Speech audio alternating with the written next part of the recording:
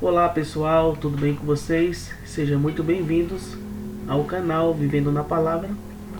Eu sou o Pastor Robério e eu quero falar neste vídeo sobre um tema muito importante, mas antes eu quero que você, de uma certa forma, compartilhe esse vídeo, deixe o seu like para que assim este canal possa crescer, tá ok? Então, como eu estava falando, é um assunto muito importante que de uma certa forma tem levado muitas pessoas a ficarem com dúvidas, que é sobre se o crente perde a salvação. O crente pode perder a salvação, porque temos a ideia de que uma vez salvo, salvo para sempre. E existem aqueles que dizem que o crente perde a salvação. Eu creio, biblicamente, que o crente ele não perde a salvação. Agora, se eu falo que o crente não perde a salvação, eu tenho que mostrar biblicamente os versículos e explicar cada um deles, tá ok? Então vamos lá. Por exemplo, você pode acompanhar na sua Bíblia aí, Efésios capítulo 1, versículo 13. Podemos observar esse primeiro versículo aqui e depois o versículo 14. 13 e 14, mas primeiramente o versículo 13, que diz assim: em quem também vós estáis, depois que ouvistes a palavra da verdade, o evangelho da vossa salvação, e tendo nele também crido, foste selado com o Espírito Santo da promessa. Então aqui a gente podemos observar uma coisa interessante. Por exemplo, o versículo 13 fala que em quem vós estáis depois que ouvistes o que? A palavra da verdade, ou seja, depois que ouviram a pregação do evangelho. Depois que ouviram a pregação do evangelho e crendo neste evangelho, vocês foram o que? Selados com o Espírito Santo da promessa. Ou seja, uma pessoa que ouviu, porque o primeiro passo para uma conversão acontecer é que a pessoa necessita ouvir a palavra de Deus. Depois que ouviu, a pessoa tem que crer nessa palavra, como o versículo mesmo aqui fala. Depois que creu na palavra, a pessoa é selada com o Espírito Santo, onde o Espírito Santo vem habitar nessa pessoa para representar agora que aquela pessoa pertence a Deus, pertence a Jesus. Ou seja, o selo representa uma propriedade. É igual, por exemplo, você tem sua casa e você tem como comprovar que aquela casa ou aquele carro, ou seja lá o que for, é seu. Você tem como comprovar porque você tem um documento. Então, igual os crentes, Deus ele prova que somos dele pela habitação do Espírito Santo que há no crente. E quem dá essa garantia? Claro que é Deus. Deus ele dá essa garantia. Se você observar no versículo 14, ele vai falar assim: o qual é o penhor da nossa herança para a redenção da possessão adquirida para louvor da sua glória. Ou seja, ele, o Espírito Santo, é o penhor, é a garantia que Deus nos dá. Então, assim, uma coisa que muitos têm dificuldade de entender é que a partir do momento que uma pessoa que andava em trevas ouve a mensagem do Evangelho e corresponde à mensagem do Evangelho, ela crê, ela entrega a vida a Jesus Cristo, ela é selada com o Espírito Santo. A garantia de que ela é salva não é mais da pessoa, mas a garantia agora quem dá é Deus. A palavra dele está falando aqui. Duas palavras, propriedade e penhor. Garantia dada por Deus, habitação do Espírito Santo. Aí você poderia me dizer: ah, mas pastor, mas o Espírito Santo pode se retirar? Não, claro que não. Nós não estamos no Antigo Testamento. No Antigo Testamento a gente via que o Espírito Santo saiu de Saul. O Espírito Santo saiu de Sansão, por exemplo, e ia somente para uma manifestação de poder, e depois saía de Sansão, saiu de Saul.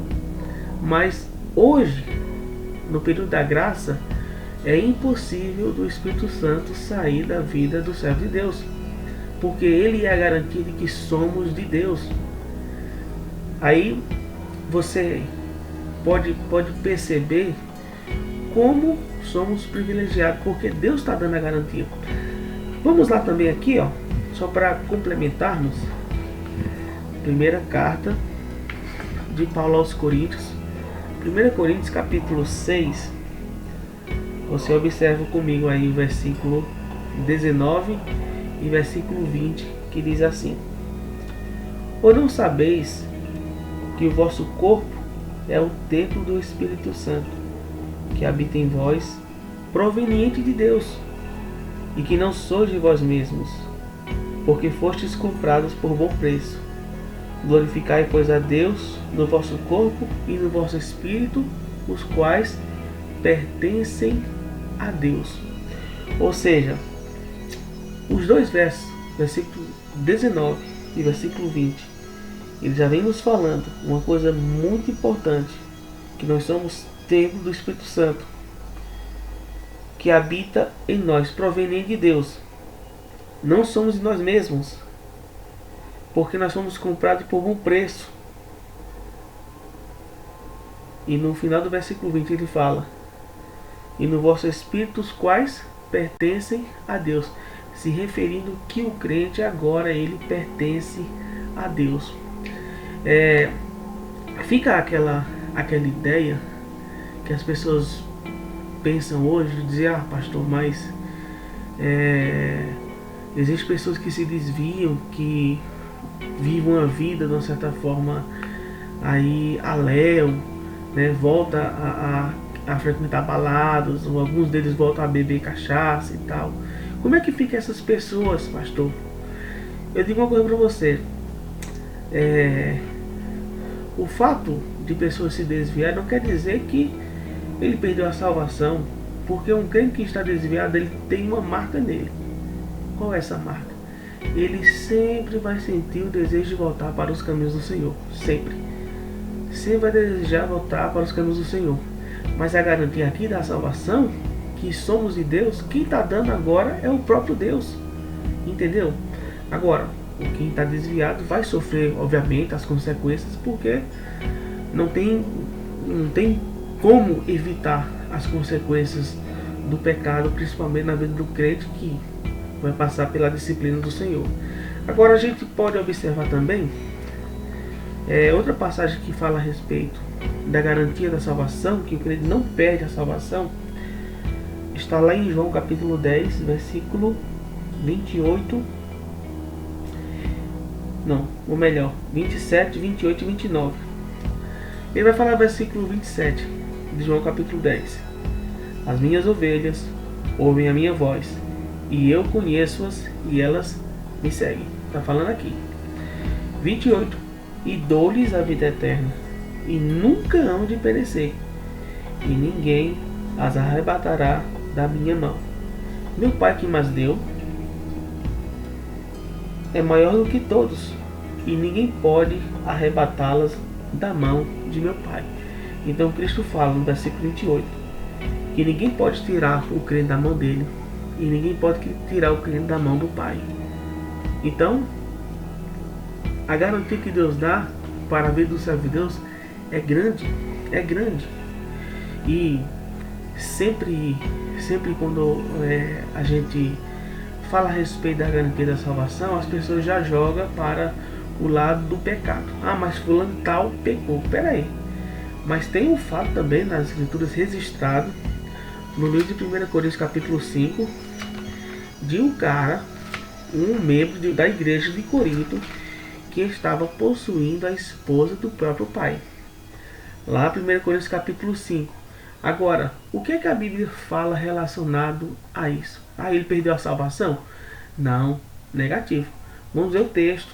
1 Coríntios capítulo 5, versículo de 1 até o 5, vai dizer assim: geralmente se ouve que há entre vós fornicação, e fornicação tal que nem ainda entre os gentios se nomeie, como é haver quem possua a mulher de seu pai. Ou seja, o cara estava possuindo a esposa do pai. Entendeu? Então estava tendo relações sexuais com a madrasta. Estais ensoberbecidos, e nem ao menos vos entristecestes, por não ter sido dentre vós tirado quem cometeu tal ação. Eu, na verdade, ainda que ausente no corpo, mas presente no espírito, já determinei, como se estivesse presente, que o que tal ato praticou, em nome de nosso Senhor Jesus Cristo, juntos, vós e o meu espírito, com o poder de nosso Senhor Jesus Cristo, seja este tal entregue a Satanás para a destruição da carne, para que o espírito seja salvo no dia do Senhor Jesus.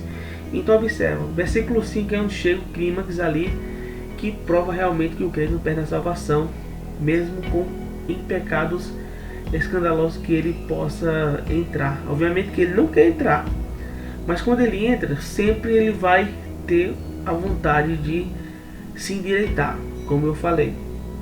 Vamos ver aqui.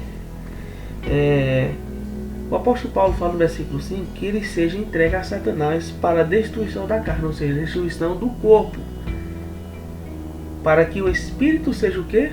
O espírito seja salvo no dia do Senhor Jesus, que no dia do Senhor Jesus, obviamente, está se referindo ao tribunal de Cristo, né? As bodas do Cordeiro no céu. Então, se a gente observar esses textos aqui, né, prova claramente que o crente ele não perde a salvação. Tem um texto bem polêmico, né, que não podemos deixar de falar aqui, que é muito usado para provar que o crente perde a salvação e tudo mais. Está em Hebreus capítulo 6. Então nós vamos lá, Hebreus capítulo 6. É bem interessante a gente ver esse texto, porque esse texto aqui de Hebreus capítulo 6, versículo 4 até o 6, ele é muito mal interpretado. Por quê? Porque muitas pessoas usam para a perca de salvação, como eu já falei, mas não tem nada a ver com perca de salvação. Mas eu vou ler primeiro e depois vou dar assim a explicação. Diz assim: porque é impossível que os que já uma vez foram iluminados e provaram o dom celestial e se tornaram participantes do Espírito Santo e provaram a boa palavra de Deus e os poderes do século futuro e recaíram, sejam outra vez renovados para arrependimento, pois assim quanto a eles de novo crucificam o Filho de Deus e o expõem ao vitupério. Ou seja, o que é que o texto está querendo falar? Ele fala da seguinte forma, a explicação do texto é da seguinte forma: ele está falando que é impossível uma pessoa entregar novamente a vida dele a Cristo. Por quê? Porque ele já provou do dom celestial, ele já foi participando do Espírito, ou seja, o Espírito já está sobre ele. Então é uma exortação, aquele tipo de crente que fala assim, que tem gente que toda igreja que anda entrega a vida a Cristo. Não sei se você já viu esse tipo de gente. Eu já me deparei com um monte assim. Todo domingo na igreja está levantando a mão, todo culto no lar está levantando a mão, dizendo que entrega a vida a Cristo. Mas se já entregou uma vez, para que não entregar de novo? Então assim, aqui fala que é impossível, realmente é impossível a pessoa entregar a vida a Cristo uma segunda vez, porque já entregou. Obviamente, quando é a primeira de coração. Entendeu? Então, eu espero que você tenha entendido, né? Se tem alguma pergunta, alguma dúvida, coloca aí nos comentários, que aí nós vamos procurar responder todas essas perguntas, tá ok, pessoal? Então, Deus os abençoe e até o próximo vídeo.